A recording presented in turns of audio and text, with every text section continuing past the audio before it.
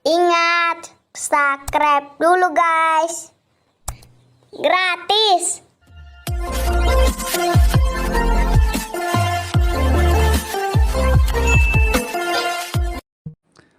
Di dalam salah satu poin kesimpulan kita, itu disebutkan di poin 3, Komisi 2 mendukung Kementerian PAN RB, BKN, dengan menyediakan alokasi formasi untuk tenaga honorer.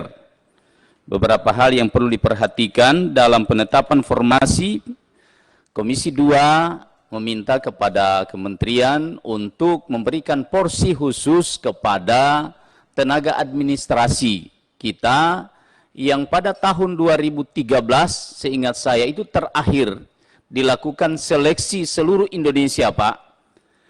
Dan kalau tidak salah ingat itu setengah dari usulan kita semua dari daerah itu yang dinyatakan lulus. Lulusnya pun itu kalau saya tidak salah ingat Pak Menteri waktu itu dinyatakan lulus dan tidak ada nilai. Tidak diumumkan nilainya. Ya. Sehingga teman-teman yang lain yang belum lulus itu masih berharap akan mendapatkan nasib yang sama dengan saudara-saudaranya yang telah lulus di tahap awal itu. Namun mereka mungkin karena ya moratorium yang disampaikan tadi sehingga sampai hari ini mereka belum pernah terakomodir Pak Menteri. Mungkin Pak Menteri memang kalau kita lihat dari kategori tenaga administrasi yang ada, sesungguhnya belum menyentuh mereka, Pak. Yang mereka kebanyakan ini, beberapa tahun kalau saya tidak salah, ada seleksi, diberikan kesempatan dengan umur, memprioritaskan umur 35 tahun. Saya masih ingat itu. Namun setelah itu sudah tidak ada lagi, Pak. Tenaga administrasi yang dimaksudkan Pak adalah mereka-mereka, contoh misalnya Caraka, ya.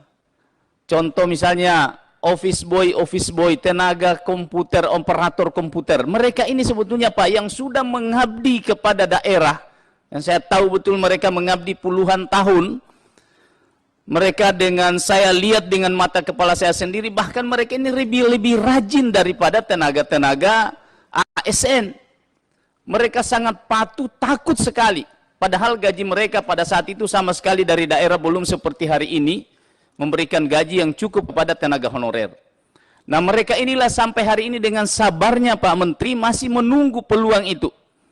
Kapan mereka diberi peluang untuk bisa, sekalipun hanya sehari misalnya. Karena mereka akan memasuki masa usia pensiun, karena lamanya mereka mengabdi tapi tidak terakomodir.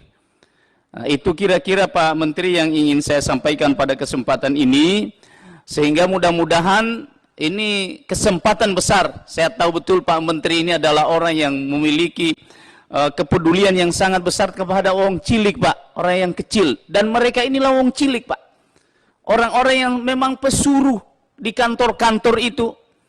Dan mereka belum merasakan nasib dengan saudara-saudaranya. Ini tidak ada keadilan sesungguhnya Pak.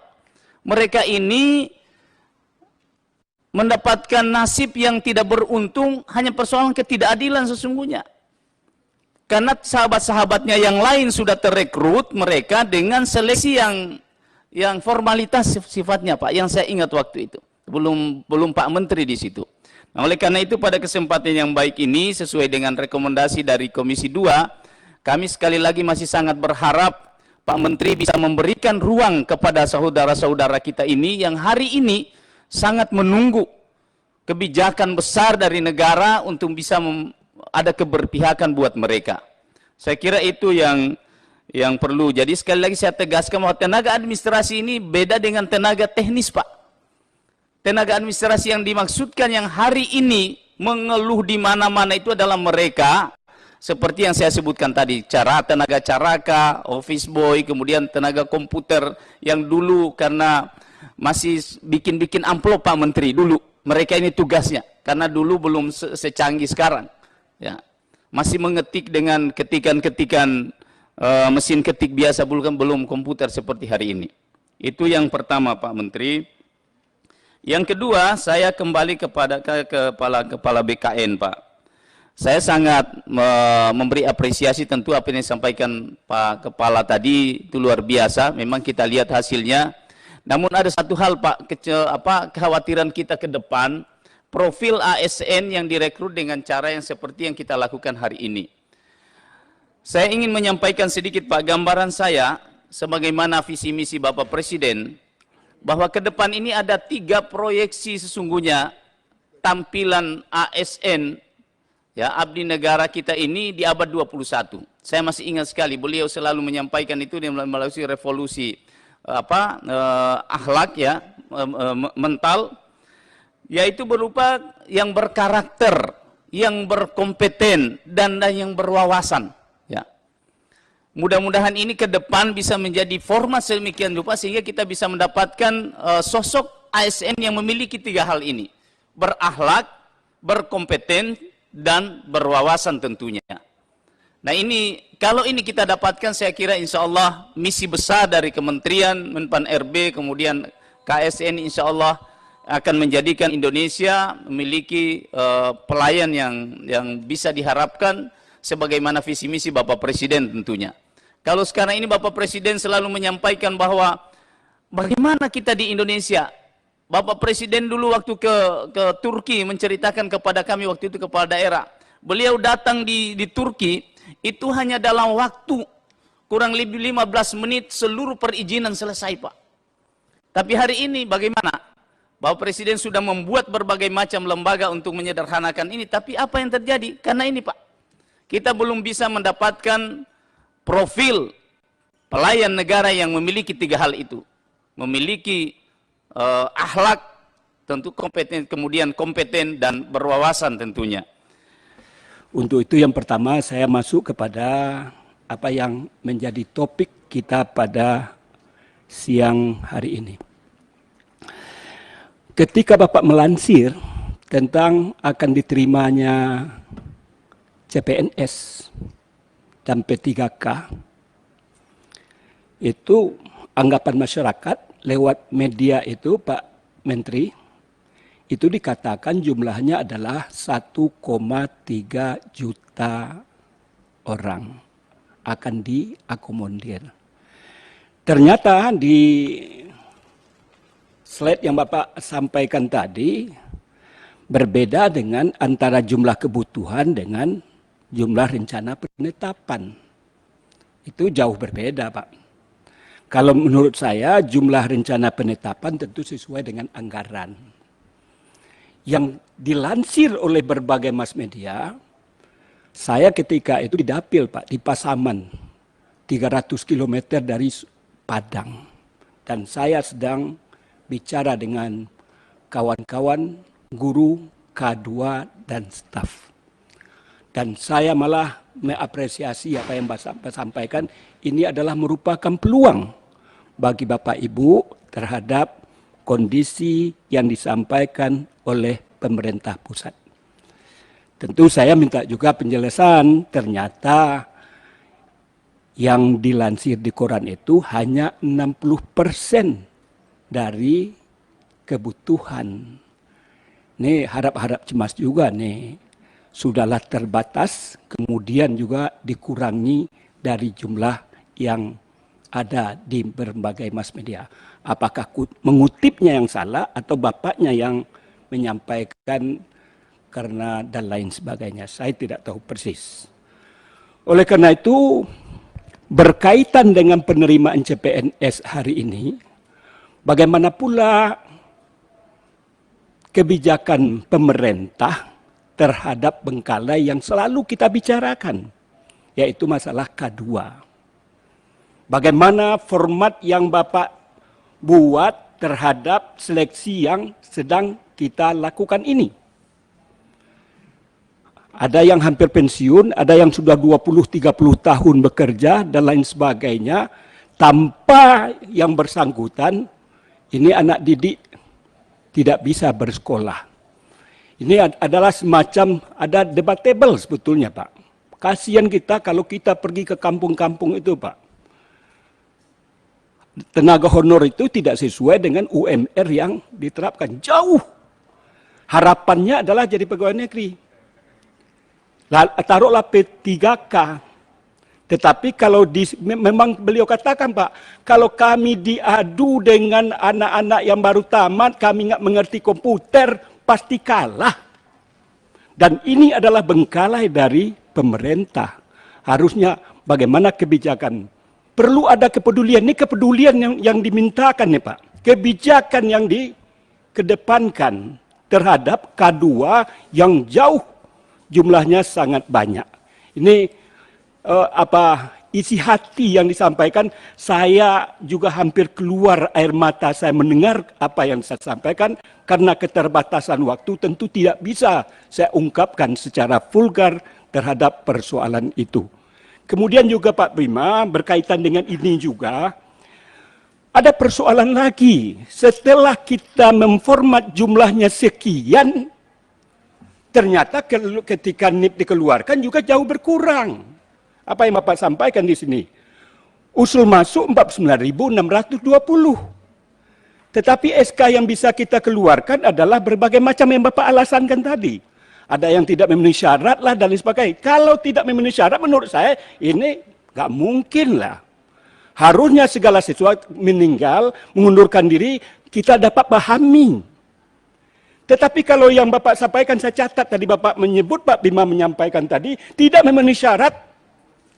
Padahal ketika dia masuk tes itu harus melengkapi persyaratan sebagaimana ditetapkan oleh panitia. Yang lain saya bisa terima, meninggal, mengundurkan diri dan lain sebagainya. Tetapi dengan tidak memenuhi syarat, apa yang dimaksud daripada pengertian yang Bapak Bima sampaikan. Kemudian berikutnya adalah kepada Pak Menteri saya kembalikan. Banyak terobosan yang Bapak lakukan pada hari ini. Dan saya memberikan apresiasi yang luar biasa, dan barangkali itu adalah lacutan yang saya sampaikan ketika pertemuan kita pada RDP dulu. Bapak kata saya, Bapak harus berani menyampaikan berapa kebutuhan ASN untuk negara dan bangsa ini. Dulu, ternyata Bapak menyampaikan ini di mass media, bahwa pemerintah akan melakukan pengurangan terhadap jumlah ASN sesuai dengan kebutuhan real yang diharapkan oleh Pak Jokowi. Dan saya memberikan apresiasi tentang itu. Tentu harus dilakukan secara bijak, Pak. Bagaimana caranya? Bapak sudah mulai ada keberanian sebagaimana saya dorong ketika itu. Kenapa Bapak tidak berani? Jumlahnya sekarang adalah 4.160.000 ASN. Dan saya ketika jadi dosen, jumlahnya adalah 5 juta. Betulkah itu atau tidak? Jawabannya baru saya dapatkan di media, Pak. Bukan pada hari ini. Ada kebijakan. Apakah betul itu atau tidak? Saya minta klarifikasi. Yang pertama. Yang kedua adalah tentang kebijakan adanya kenaikan kesejahteraan. Ini luar biasa juga, Pak. Apakah Bapak, setiap apa yang Bapak sampaikan, saya langsung sikapi dengan berbagai macam media, Pak.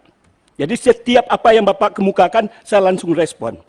Cuman ada juga beberapa hal, kebijakan itu Bapak sampaikan dulu di koran, bukan kepada kami. Bagaimana? Saya tentu akhirnya mempertanyakan juga, apakah sudah disiapkan dana untuk itu?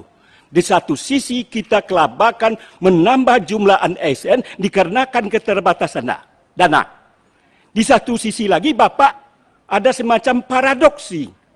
Sekarang akan dilakukan kebijakan menaikkan kesejahteraan. Bagaimana bentuknya dan kapan dilakukan itu? Apakah ini betul yang Bapak sampaikan? Atau bagaimana? Sebab saya bacanya di koran, Pak. Karena Bapak adalah merupakan mitra Komisi 2 dan saya adalah ada di dalamnya, tentu saya punya kewajiban untuk mengklarifikasi, untuk mempush, untuk mendorong, dan lain sebagainya. Ke depan saya minta juga kepada Bapak, apapun kebijakan yang dilakukan oleh Menpan RB dan juga kementerian lain, akan lebih elok diberikan dulu kepada kami, atau bisikkan kepada pimpinan, pimpinan menyampaikan kepada kami, sehingga kebijakan itu ketika Bapak sampaikan ke media, kami bisa membackup. Kami lebih dulu tahu, misalkan. Ini kan enggak. Masyarakat dulu tahu, saya ditanya oleh wartawan. Ini kan kurang pas juga, Pak. Oleh karena itu saya minta ini bagaimana tentang persoalan ini. Berikutnya juga Bapak menyampaikan bahwa 8 menit Pak ya. Sudah tadi 8 udah menit. ada yang lama, Iya, Ketua. saya ngasih tahu sudah 8 menit ini Siap, maksudnya. Ketua. Kemudian berikutnya adalah Bapak juga menyampaikan tentang bahwa Bupati Wali Kota sudah dilantik. Bapak juga mengatakan saban kapan waktu kalau daerah bisa mengganti sekda kapan saja. Wah, ini luar biasa juga. Terobosan nih Pak. Ada semacam kekuatan bagi kepala daerah. Cuman tolong, apakah sudah disiapkan perangkat hukum sehingga jangan dijebak juga kepala daerah belum ada dasarnya, tahu-tahu dia mengatakan saya melakukan ini karena sudah ada lewat berbagai mass media. Kemudian adalah tentang terakhir, karena diingatkan oleh pimpinan. Dulu saya diperintahkan oleh ketua memimpin. Sebetulnya saya tidak berani, Pak. Takut saya duduk di sana, itu, Pak.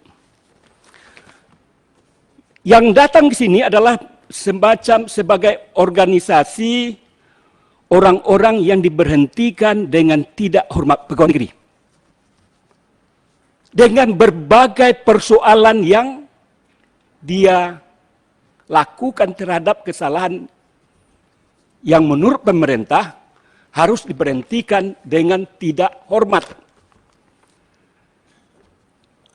Complicated persoalannya Pak, jadi saya tidak perlu ungkapkan di forum ini. Beliau menyampaikan berkas ini, permohonannya pasti bagaimana dipulihkan kembali dirinya. Persoalan Pak, kadang-kadang ada karena orang iri, dengki dan sebagainya, masukan kepada pemerintah pusat juga tidak sesuai dengan yang sebenarnya. Oleh karena itu tentu ini sepenuhnya sebagai amanah wakil rakyat ketika saya memimpin ini, tentu harus saya sampaikan, mohon ada kebijakan dari pemerintah pusat dalam hal ini Pak Menpan RB yang punya tugas dan tanggung jawab terhadap hal tersebut. Barangkali mereka itu ada di atas floor ini Pak. Mudah-mudahan Bapak bisa menerima sebelum saya akhiri Ketua. Barangkali demikian. Terima kasih. Assalamualaikum warahmatullahi wabarakatuh.